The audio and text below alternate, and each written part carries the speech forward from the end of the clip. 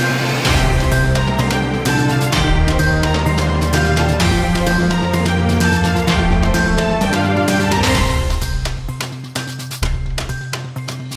Welcome to NVTV 24/7 news channel. Bapatla జిల్లా Chirala ముక్కోణం park సెంటర్లో ఉన్న అంబేద్కర్ విగ్రహం వద్ద దళిత సంఘాల నేతలు పార్లమెంట్లో నిన్న కేంద్ర హోంమంత్రి అమిత్ షా అంబేద్కర్ పై చేసిన వ్యాఖ్యలను ఖండిస్తూ నిరసన ప్రదర్శన నిర్వహించారు. ఈ సందర్భంగా పలువురు దళిత నేతలు మాట్లాడుతూ, నిన్న పార్లమెంట్లో కేంద్ర హోంమంత్రి అమిత్ షా సభ్యులు అంబేద్కర్ గురించి మాట్లాడుతుంటే ఎప్పుడు అంబేద్కర్ గురించే తప్ప దేవుని గురించి మాట్లాడరా అని వ్యాఖ్యానించారు.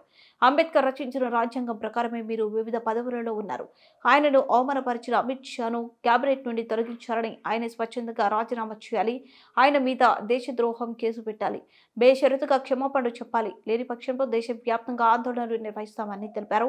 ఈ కార్యక్రమంలో కంచెల చిట్టిబాబు, కనపర్తి చిట్టి బజ్జిబాబు, వాసిమల్ల వాసు, మార్పు గ్రెగోరీ మాథం, మేరీబాబు, నీలం శ్యాముల్, గోశాల సుధాకర్ తదితరులు పాల్గొన్నారు.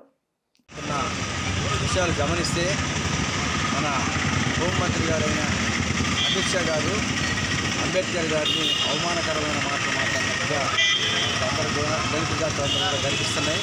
ఎందుకంటే రాజ్యాంగాన్ని రాసి ఈ రాజ్యాంగం ఈ దేశానికి ఒక దశ చూపించిన మహానుభావుని పట్టుకొని ఒక సభ్యుడు చేసిన పనుల గురించి నెంబర్ ఆఫ్ టైమ్స్ మాట్లాడుతూ ఉంటే అంబేద్కర్ గురించి వారిని పొద్దుగులు మాట్లాడటం ఎందుకు, ఏ దేవుణ్ణో మాట్లాడచ్చు కదా అనే మాట మాట్లాడటం చాలా తప్పు.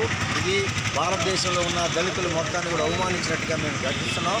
దీన్ని కానీ వెంటనే క్షమాపణ చెప్పకపోతే దేశవ్యాప్తంగా మరి దీన్ని ఉద్యమంగా తీసుకెళ్ళి బీజేపీకి ఇదే పతనం స్టార్ట్ అవుతుందని మీకు సభాముఖంగా హెచ్చరిస్తాం. చాలా రోజుల నుంచి, కొన్ని సంవత్సరాల నుంచి అందరికీ వాళ్ళని వ్యతిరేకిస్తున్నటువంటి భావనే ఏంటంటే, అంబేద్కర్ గారు అంటే వాళ్ళకి చిన్న చూపు ఉన్నదనేది దళిత సంఘాలు దేశమంతటా చెప్పంటే నిన్న సాక్షాత్తు పార్లమెంట్ సాక్షిగా దాన్ని కనపరుచుకున్నారు. ఈరోజు మీరు మాట్లాడినటువంటి భాష ఉత్తరప్రదేశ్లో జరుగుతున్నటువంటి దాడులకి సంకేతం అని చెప్పి, మీరు ఇంటెన్షనల్గా చేస్తున్నారని చెప్పి మీరే దాన్ని ప్రూవ్ చేశారని చెప్పకనే చెప్తున్నారు. ఈరోజు భారత రాజ్యాంగ నిర్మాత డాక్టర్ బాబాసాహెబ్ అంబేద్కర్ గారు రచించినటువంటి ఆర్టికల్ ద్వారానే మీరు ఆడ కూర్చొని చేస్తున్నటువంటి పరిపాలన, ఈ పరిపాలన దేని ప్రకారంగా జరుగుతుంది? ఆయన రాసినటువంటి రాజ్యాంగం ప్రకారంగానే మీరు ఈ రోజున జమిలీ పెట్టాలనుకున్నా కానీ ఆర్టికల్ 221 సవరించాల్సినటువంటి బాధ్యత ఆయన రాసిందే. దీన్ని ఒకసారి మీరు పరిశీలించుకోవాలి. ఎందుకంటే డాక్టర్ బాబాసాహెబ్ అంబేద్కర్ గారు రచించినటువంటి ప్రతి ఒక్క ఆర్టికల్ని ఈ రూపంలో చేసినటువంటి పరిస్థితి మాది. ఎస్సీ ఎస్టీ బీసీలని ఏ విధంగా అడగదొక్కుతున్నారో మీరు మాటల్లో చెప్తున్నారు. కాబట్టి ఈ ధైర్యం దేనికి? మీ పద్ధతి ఇది మార్చుకోకపోతే కంపల్సరీ దేశం మొత్తగా కంపల్సరీ దీనికి తీవ్ర వ్యతిరేకత భావన మీరు చూస్తారు. అదేవిధంగా బేషరతుగా మీరు రాజీనామా చేయాలా? ఏదైతే మరి బీజేపీ ప్రతినిధి మరి అమిత్ షా పార్లమెంట్లో చేసిన అంబేద్కర్ గారి పేరు తలుచుకుంటే ఏమొచ్చింది, మరి ఏదో ఒక దేవుడి పేరు స్మరించుకుంటే స్వర్గానికి వచ్చింది అన్నాడు. మేము ఒకటే అడుగుతున్నాం, అయా ఏ దేవుడు ఈ అస్పృశ్యుల్ని అంటరానితనాన్ని చేశాడో, అంటరాని ప్రజల్ని ఇంతగా ఈ దేశంలో 7,000 సంవత్సరాలుగా ప్రజల్ని అంటరాని వారిగా వివక్షకు గురి చేశారు. ఈ దేవుళ్ళందరూ ఏ దేవుడు కూడా వీళ్ళని మళ్ళీ తిరిగి సామాన్యుల్ని మంచి మనుషులుగా చిత్రీకరించలేదు. ఈ విషయం మీరు మర్చిపోయినట్టున్నారు అమిత్ షా గారు. మరి ఏ దేవుడు మీరు కొలిసే జై శ్రీరామ్ అనే నినాదంలో రాముడు చేశాడా, కృష్ణుడు చేశాడా? మరి భగవద్గీతల్లోనే చెబుతున్నారు, ప్రజలు మీరే కులమెట్లు కట్టడి చెప్పారు, 4 భాగాలు చేశారు ప్రజల్ని. ఇదిగో కింద కులాలున్న శూద్రులు అతిశూద్రులు అందరూ కలిసి పై జాతుల్ని ముగ్గురిని కొలవాలని మీరే చెబుతున్నారు. మీ చట్టాలే చెబుతున్నాయి.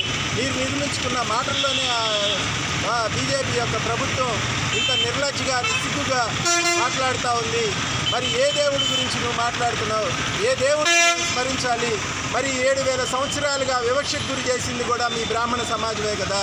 మరి హిందూ మతోన్మాదంలో మరి ఎంతో దారుణమైన స్థితుల్లో బ్రతికిన వీళ్ళకి మరి అదిగో ఆ మహానుభావుడు బాబాసాహెబ్ అంబేద్కర్ గారు ఈ అస్పృశ్యుల్ని అంటరాని ప్రజల్ని ఒక గొప్ప చైతన్యవంతులను చేసి వాళ్ళని మనిషిగా గుర్తించి, ఇదిగో మీరు కూడా అందరిలాంటి వాళ్ళే, మీరు ఏమి వాళ్ళకన్నా తీసుకోని వాళ్ళు కాదని చెప్పి మళ్ళీ ప్రతి ఒక్కళ్ళని ఈ సమాజంలో గొప్పగా చూపించిన ఘనత కూడా ఆ మహానుభావుడు అంబేద్కర్ గారికే వచ్చింది. కానీ మరి ఏ దేవుడి పేరు చెబుతావు?